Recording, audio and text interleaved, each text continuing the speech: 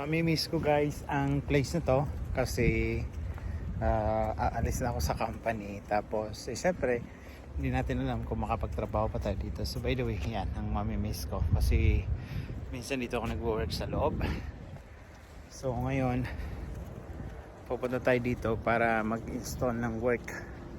So dito guys, ang view, napakaganda ng view nito, especially sa loob. Medyo mainit-init pa.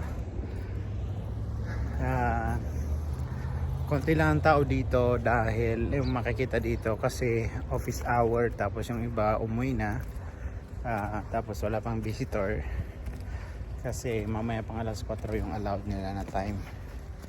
So papasok tayo dito kasi meron tayong ID as employee here.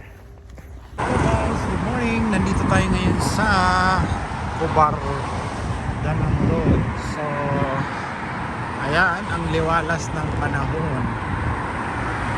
Then nakakita nyo yung mga sasakyan, mabilis sila. So pupunta muna ako dito sa area na to dahil magkakape o maghahanap ng makain kasi hindi nakapag-almusal. So yan, actually dyan ako minsan nagkakape sa drive-in sa Dunkin Donut. So pupunta ako dito sa area na to kung nagbukas na ba yung mga food dito, pero pag wala pa,